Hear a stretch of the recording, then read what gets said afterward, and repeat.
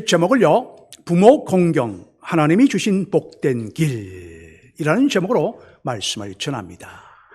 아니, 우리 교회에 어린아이들이 몇 명이나 있다고 그러는가? 여러분, 한 아이라도 있다면 우리가 그 아이가 1대 100이 될 수 있죠. 성경에 나오는 것처럼. 그리고 또한 이것을 통하여 방금 좀 전에 설교를 시작하기 전에 말씀처럼 반드시 하나님께서 채우실 것이며 영향력이 있는 교회가 될 것입니다. 그리고 다음 주에 그러면 다음 주는 어떤 설교를 할 것인가 궁금해 하시는 분들도 계실 터인데, 그때는 이제 자녀가 없는 우리가 그러니까 자녀를 위한 부모로서의 어떤 양육을 할 것인가, 그에 대한 말씀을 전하도록 하겠습니다. 여러분, 오늘 말씀의 제목 부모 공경은요, 하나님이 주신 복된 길이다라고 주님이 말씀하시는 거예요. 오늘 본문 말씀을 다시 한번 읽어드리게 되어지면, 자녀들아 주 안에서 너희 부모에게 순종하라, 이것이 옳으니라. 내 아버지와 어머니를 공경하라, 이것은 약속이 있는 첫 계명이니 이로써 내가 잘되고 땅에서 장수하리라. 우리가 이제 우리 눈에는 자녀들이 또 몇 번 보이지는 않지만은, 그러나 그 누군가는 반드시 모두가 다 부모를 통하여 자녀가 된 사람들입니다. 그래서 우리라고 하는 존재는요, 정말 누군가의 자녀들이다. 그러하기 때문에 오늘 온 가족 주일 예배를 드리게 되면서 모든 분들이 인정하지 않으실 수는 있을는지는 모르겠지만은, 그러나 우리가 인정해야 할 단 하나의 사실은 부모님은 언제나 우리를 사랑하셨다고 하는 것입니다. 그 사랑의 묘사가 정말 다르다 할지라도, 부모님은 방법이 또한 우리가 정말 다른 방법을 사용하셨다 할지라도 우리를 사랑하는 마음은 그 본성에 주신 것이죠. 완벽하지는 않을지라도요, 그 사랑은 분명합니다. 물론 시대가 악하고 주어진 환경과 여러 가지 외부적인 환경에 의해서 부모님이 자녀를 여러 가지로 어렵게 하는 일들도 그런 일도 많이 우리가 보게 되지 않습니까? 그러나 어쨌거나 정말 우리 하나님께서는 이제 뭐라고 말씀하시느냐? 하나님은요, 아담과 하와로부터 시작하여 모든 부모에게 자식을 사랑하는 본능, 좀 전에 말씀을 드린 본능을 주셨어요. 그런데 그 본능을 어떤 환경에 의해서 왜곡이 되는 경향이 많거든요. 그러다 보면 자녀에게 뜻하지 않는 바른 교육을 시키지 못하고 그럴 때도 있습니다, 사실. 하지만 정말 그러나 부모님의 자녀를 향한 사랑의 마음은 변함이 없다. 물론 하나님께서는요, 그래서 이제 이사야 49장, 제가 늘 자주 말씀을 드립니다만은 이 49장 15절의 말씀에도 알려주셨듯이, 여인이 어찌 그 젖먹는 자식을 잊겠으며 자기 태에서 난 아들을 긍휼히 여기지 아니하겠느냐. 그들은 혹시 잊을지라도 나는 너를 잊지 아니할 것이라 라고 말씀을 하셨습니다. 그러니까 여기에서 보면요, 두 가지를 발견할 수 있죠. 하나님은 절대 자녀를 향한, 내가 너희를 사랑함과 같이 육신에 보이는 부모를 통하여 부모의 사랑을 받는 것과 같이 정말 어찌 그 젖먹는 아이를, 자기가 낳은 아이를 잊겠으며 자기 태에서 난 아들을 긍휼히 여기지 아니하겠느냐라고 말씀하시죠. 그러나 세상이 악하고 또한 우리의 삶의 여러 가지 환경적인 변화로 인해서 어려움을 겪다 보니까 연이어서 뭐라고 말씀을 이어가시느냐 할 때에, 그들은 혹시 잊을지라도 나는 너를 잊지 아니할 것이라 라고 말씀을 하고 계시는 것을 볼 수가 있는 겁니다. 여러분, 이제 어머님의 이제 그렇죠. 그들은 혹시 잊을지라도, 그래도 나는 세상의 육신의 부모는 완벽하지 못해서 잊을지라도 나는 너를 사랑하며 나는 너를 너무나도 귀하게 여긴다는 거죠. 그래서 이 15절 49장 이사야 49장 15절 말씀을 건너뛰어 17절부터인가요? 쭉 보면은요, 마지막 절까지 뭐라고 말씀하고 계시느냐?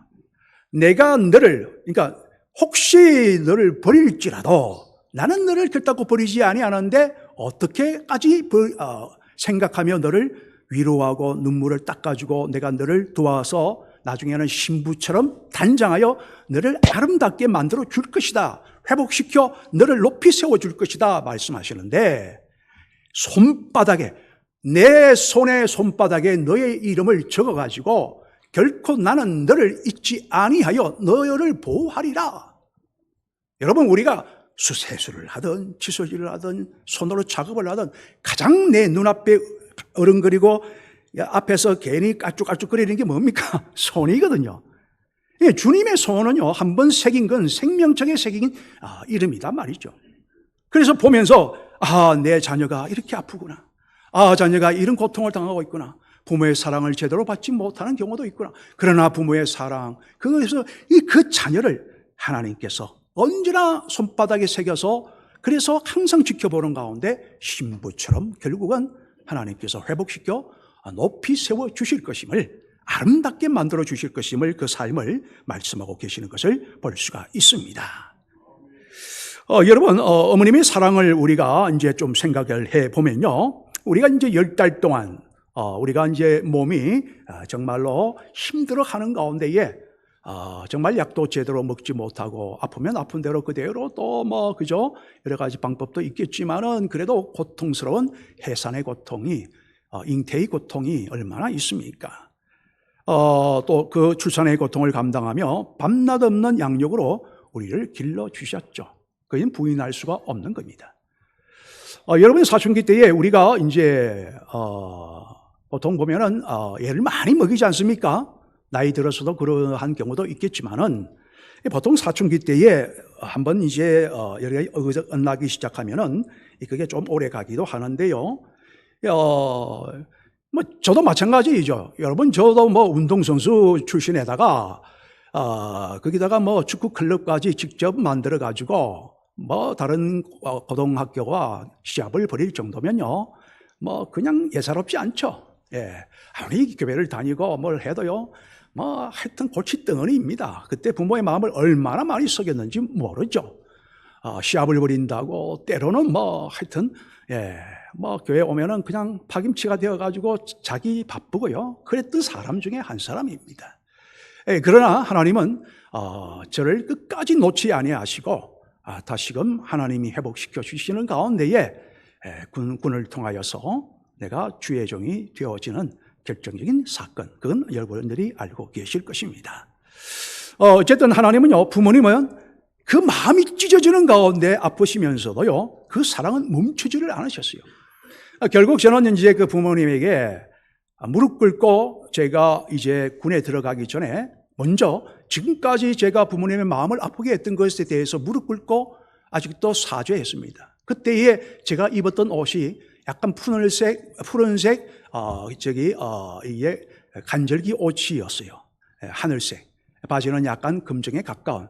그리고 이제 무릎 꿇고 아버님, 어머님에게 정말 쪼아려서 지금까지 눈물을 흘리면서 용서를 구하고, 그런데 용서를 구하니 어머니, 아버님이 그래도 기다렸다. 그리고는 축복 기도를 해주시는 참 그런 일들이 있었습니다. 그리고 군에 갔더니만 그래도 주의 종을 되기 싫어가지고 피하고 했는데 그 사건들이 일어나면서 주여, 저는 주의 종이 무조건 되겠습니다. 그래서 이제 돌아왔던 탕자죠. 탕자의 귀환입니다. 제 방에도 탕자의 귀환이요. 그림이 2개나 있습니다. 하나는 이제 덮어놓았고 하나는 제 안에다가 이제 걸어놓았는데요. 그렇습니다. 여러분, 지금 또 이제 저의 경우에는요, 한국 나이로 90 먹은 우리 어머님, 어머님이라기보다는 저는 아직까지도 엄마라고 많이 부르죠. 어쩌다가 어머니 한번 새삼스럽게 한 번씩 붙입니다. 이 나이 먹고 엄마가 뭐냐 속으로 생각하면서도 엄마가 나오는 거예요. 저희 형님은 당연히 어머님 이렇게 이야기 말씀하시는데 여전히 막내 아들이죠. 눈에 넣어도 아프지 않는 막내 아들입니다. 끊임없이 막내 아들에 대한 사랑 때문에 기도하고 계시고요. 지금도 영이 맑으셔서 항상 기도하고 계시고, 그리고 한번 말씀을 저한테 토로하실 때는요, 영의 말씀을 막 쏟아내십니다. 그러면 그것을 귀담아 듣죠. 아멘 합니다. 왜? 어머니의 그 영성을 알기 때문에 그렇습니다.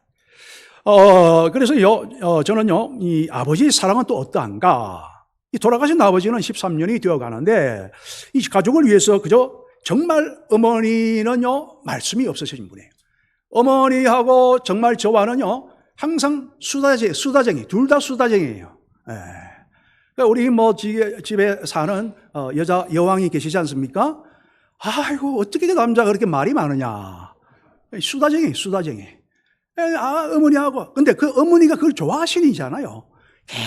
계속 대화를 나눕니다. 이것저것 나누고, 그러면 안 돼요. 하고 막 그러기도 하고요. 언성 좀 낮춰라. 아이고, 그래요. 알겠습니다. 하고 막 그렇게 하죠. 이제 잠자기 전에는 꼭 통화를 하고, 그리고는 꼭 그렇게 해야만 어머니도 좋아하시니까 그렇게 해드리고 있습니다. 그런데 아버님은요, 말씀이 전혀 없으신 분이에요. 돌아가신 지 13년, 묵묵히 저희들이 자라오면서 돌아가실 때까지요, 제가 10마디라도 들어보았나? 말씀이 그렇게 없는 분은 정말 제가 저희 아버님이 그러하신 분이죠. 그러나 중요한 문제에 있어서는 정말 또 아버님이 한마디 하시고 그렇습니다. 근데 저희 아버님이 이제 병중에 이제 돌아가실 때가 되어서 마지막 이제 유언으로 하신 말씀이 있죠. 사실 저희 아버님은요, 제가 저희 아버님이 신학교를 다니시다가 중단하셨잖아요. 그리고 세상으로 나가셨단 말입니다. 그리고 주의종이 되지 아니하셨거든요. 그래서 제가 아마 주의종이 된 것 같습니다. 그런데 중간에 저희 아버님이 제가 신학교를 들어가고 난 뒤에 아버님에게 간절한 마음으로 정말 아버님 아버지 예수 그리스도를 영접할 수 있는 귀한 시간이 있는데 제가 비록 아버지의 자식이지만은 나이 어린 또 부족한 신학생이지만은 복음의 말씀을 듣고 믿음의 고백을 하시렵니까? 하겠다는 거예요. 하시겠다는 거예요. 그래서 제가 한 것이 뭐냐면 요한복음 20장 21절의 말씀을 가지고서요, 말씀을 나누게 되어진 것이죠. 이제 뭡니까? 31절이네요. 오직 이것을 기록하면 너희로 예수께서 하나님의 아들 그리스도이심을 믿게 하려 함이요 또 너희로 믿고 그 이름을 힘입어 생명을 얻게 하려 함이니라. 이 말씀을 가지고 복음을 전하였고, 그 자리에서 영접 기도를 하시고, 그리고 그 뒤로부터 아버님이요, 제 역사가 아니죠. 하나님의 역사죠. 아버님이 신앙생활에 매진을 다하며 그때부터 성경의 필사를 꾸준히 천천히 일하시는 가운데 하시다가 두 권 반, 나머지는 이제 저한테는 있고 남겨신 유품이고, 그리고 이제 어머님이 그 뒤를 이어서 지금 또 시간 날 때 무리하면 또 안 되시니까요. 그렇게 계속 쓰고 계시고, 남겨줄 수 있는 것은 신앙의 재산이다, 이렇게 말씀하시는 겁니다. 그리고 이제 저희 이제 부모님 같은 경우에 정말 저희들을 너무너무 사랑하셨죠. 너무너무 정말 둘 아들을 다 소중히 여기시고 그렇습니다. 여러분, 이렇듯 부모님은요, 우리의 삶이 늘 꽃피우며, 그리고 아버님이 그런 말씀하셨죠. 제가 힘들어할 때에 아버님이 돌아가시기 전에 얼마 전에 저한테 그런 말씀하셨어요. 말씀을 못 하시기 전까지 저한테 딱 한마디 하셨어요. 지금도 쟁쟁하게 들리죠. 하나님이 살아계신데 뭐가 두렵고 무서워하느냐? 하나님께 구하면 되는 것. 마지막 유언이죠. 그것이 평생 잊지 못해. 그래, 하나님이 살아계시는데 무엇을 두려워하느냐? 아버님이 천사도 보시고 오신 것을 보인다 하면서 돌아가셨지 않습니까? 환하게 다 가셨죠. 여러분, 성경은 그래서 자녀들에게 두 가지를 명령합니다. 첫째, 순종이죠. 부모에게 순종하라. 보이는 부모에게. 때로는 부모의 말이요, 이치에 맞지 않는 말도 있습니다. 그러나 부모님이 원하실 때는요, 흉내라도 내어드려서 한번 순종하여 따라가는 것이 필요한 거예요. 그러다 보면은요, 아이고, 내가 잘못 선택했네. 괜찮아요. 그럴 수도 있잖아요. 그러면 그때 우리들이 또 방법을 제시해 드리는 거죠. 그리고 또 하나는 뭐냐면은 이 공경이죠. 부모님의 존재를 무겁게 여기며 존중하는 것입니다. 부모님을 함부로 대하지 않는 것. 여러분, 중요한 것은 지금 순종하고 공경하는 거예요. 우리가 지나고 보면요, 아무리 잘해도 우리는 후회할 일이 늘 생각나게 마련이다라고 하는 말씀인 것입니다. 내가 부모님이 살아계실 때 조금 더 아버님이 살아계실 때 했으면 좋았을 것을. 지금 살아계신 어머니에게도 내가 좀 더 잘해야 된다 하면서도 이 사람인지라 저도 잘 안 될 때가 많아요, 사실. 그렇잖아요. 예. 어쩔 때는 부모님의 마음을 속이기도 할 때도 있는 겁니다. 그래서 이제 돌아가신 아버님이 후에 정말 자녀들이 얼마나 분들이 많으십니까? 함께 정말 저도 아버님과 많은 대화를 나누지 못했다. 어머니와는 그렇게 대화를 많이 나누었는데 아버님과 대화를 많이 나누지 못한 것에 대한 지금도 평생의 후회로 남아 있습니다. 그러나 중요한 일에는 다가갔지만은 너무나도 아버님의 존재가 조금 뭐라고 할까요? 하나의 금옥과 같다고 할까요? 세상에서는 어떻게 부르는지 몰라도 제가 제일 존경하는 분은 아버님, 우리 부모님이시니까요. 오늘로 나로 나되게 하신 하나님의 은혜 속에서 나를 길러가시고 나를 키워가신 분이 부모님이지 않습니까? 제일 존경하는 이 땅의 사람으로서는 첫 번째가 부모님입니다. 죄송한 말씀이 될 수 있겠습니다만은요, 이번에 저희 가족 이야기를 하게 되어지는데, 저는 목회와 또 육체적인 아픔, 이런 것들을 핑계로 잘 참석을 못하고 또 그러하지만은, 저희 형님과 형수님은요, 참, 효자하고, 그렇습니다. 특히 형수님이 대단하죠. 여러분 늘 자주 어머니를 모시고 다니는데요, 바람을 세게 하십니다. 그리고 90이 되고 85세가 되기 전까지도 정말 가까운 이제 아시아 동남아라도 이렇게 해서 한 6번 정도 이렇게 모시고 다녀온 또 있고요. 또 매 여름 또 중간중간 또 이렇게 이제 전국의 좋은 곳에 또 이렇게 1박 2일 정도 잡아서 다녀오시기도 하고 바람 쐬기도 하시고 합니다. 그래서 이번에 5월 5일 날 같이 가자 하는데 마침 저희들이 또 다른 일이 생기고 중요한 일이 있어서 그래서 미리 이제 한 달 전부터 생긴 일이 있다 보니까 참석을 못 하는데 그래서 저희 형님과 형수님이 이제 모시고 또 이제 경주로 해서 또 만나는 고기를 드시러 간다고 합니다. 그래서 어머니에게 말씀드렸죠. 어머니, 무조건 맛있다고 하세요. 무조건 맛있다고 하세요. 조금 덜 드셔도 무조건 맛있게 드세요. 그게 형수님의 마음을 좋게 하는 겁니다. 이제 말씀드렸죠. 그래, 알았다. 그렇게 말씀하시죠. 그런데 저는 어쨌든 핑계 삼아 못 가니, 어찌 보면, 고로만 하나님께 드림이 되었다라고 하는 핑계를 대는 바리새인 중에 한 사람인 줄도 모르겠습니다. 그죠?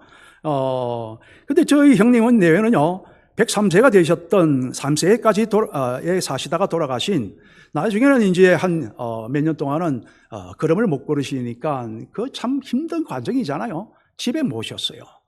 그러니까 이제 저희 아버님도 살아계실 때, 저희 형님과 형수님이 다 이제 그렇게 왕할머니를 모시고, 또 저희 아버님과 어머님을 모시고, 이 형수님이 대단한 거죠. 그러니까 형님도 정말 효자입니다. 저와는 정반대예요. 예. 그래서 성품도 반대고요. 완전 반대예요. 정말 온유한데 우리 형님은 저는 조금 거친 면이 있습니다. 예. 그러니까 그렇게 모시기가 쉽지 않잖아요. 마지막에는 치매가 한 1년 정도 가셨는데 왕할머니가 얼마나 또 힘들었겠습니까? 그런데도 그냥 묵묵히 말없이 모셨죠. 그래서 하나님이 은혜를 주신 것 같아요.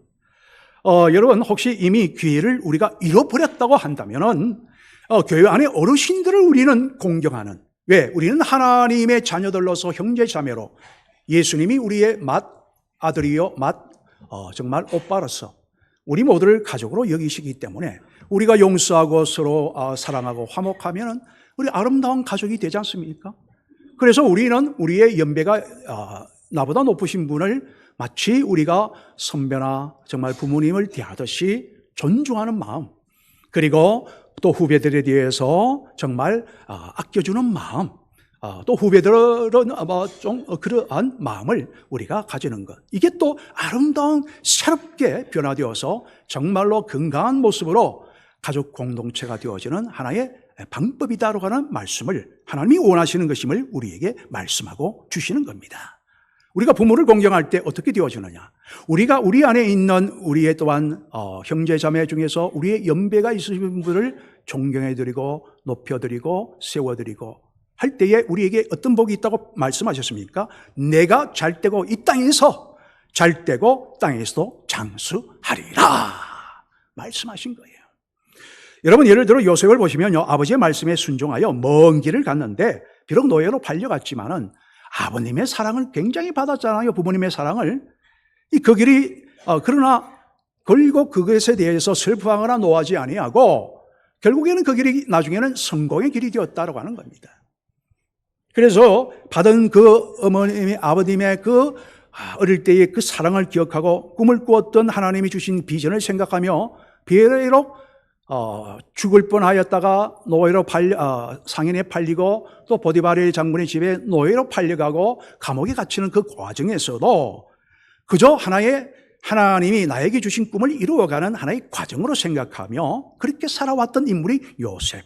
그러니 하나님이 축복을 주실 수밖에 없고 또 그가 얼마나 부모님을 모시고 와서 자기의 형제들을 또 사랑하는 모습을 보였잖아요. 이것은 여러분들이 형들의 마음을 편하게 하려고 정말 그 용서를 선포하는 가운데 용서의 대표적인 선포가 요셉의 선포거든요. 죽이려고까지 하였고 노예로 팔아버리려고 그리고 찢어서 죽었다라고 부모에게 알품을 주었잖아요. 그런데도 이것은 하나님의 섭리하에서 그렇다고 여러분 무조건 하나님의 섭리로 여러분들 그래 하지만 아니 됩니다. 나를 먼저 여기에 보내요. 우리의 민족과 우리의 가족을 여기에 살리게 하려 하시다라고 하는 그 뜻으로 고센 땅을 원하거든 고센 땅을 원하라. 왜? 거기에는 애굽인들이 전혀 관여를 하지 않는 말과 가축을 기른다 하면은 아주 도외시 여기는 소외시 여기죠. 왜? 농경사회를 굉장히 나일강의 범람을 굉장히 중요하고 풍요한 벼를 자라게 하는 것을 최고로 여겼기 때문이죠. 이 말과 가축을 기른다 하면은요, 아주 천한 자들이 그런 땅에 가서 기르고 아예 신경도 안 쓰는 거예요. 그러니까 그 땅을 원하라. 그래서 사랑받은 그 정말로 부모가 돌아가실 때에도 정말 그 형제자매들이 통하여서 이 정말로 얼마나 많은 수가 200여만 명으로 늘어났잖아요. 요셉의 정말 부모인 야곱이 죽었을 때에도 국가적인 장례로 정말 모두가 애도하는 그 바로 그런 역사가 일어나게 되어지는 것을 우리가 볼 수가 있습니다.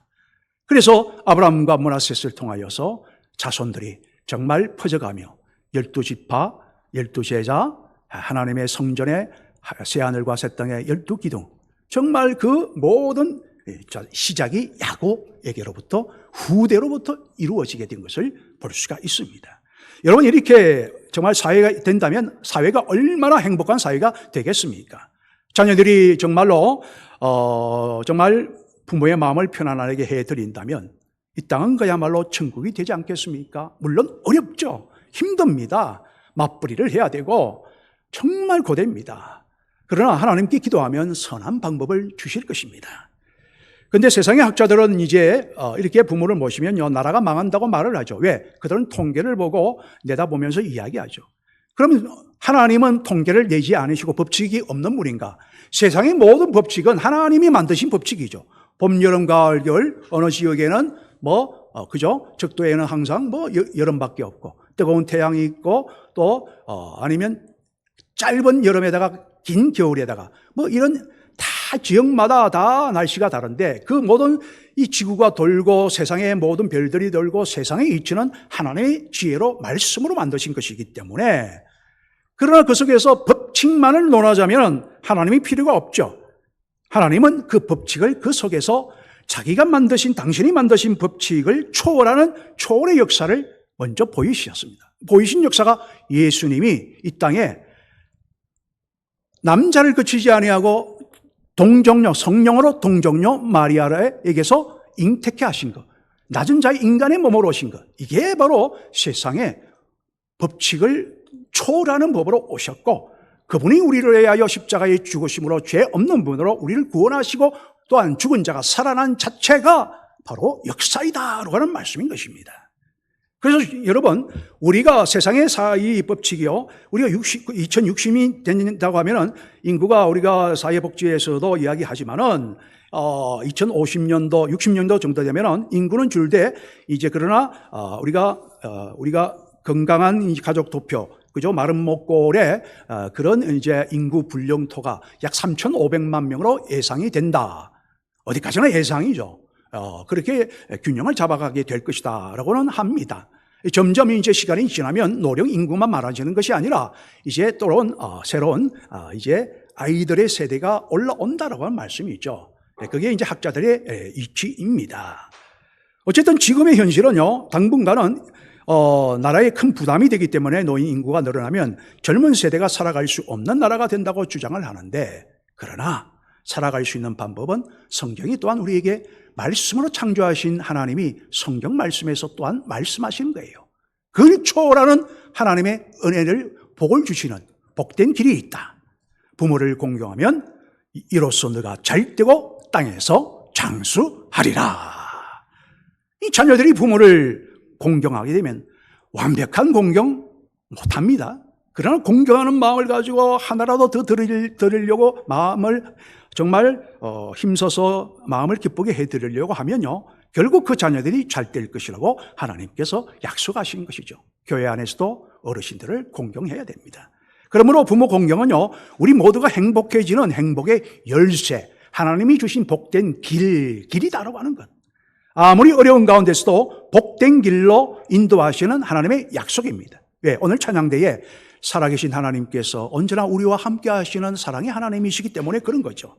이 5월 가정의 달, 온 가족 주일 예배를 맞이하여서 이 말씀 앞에 우리 모두가 순종하기를 바라는 겁니다.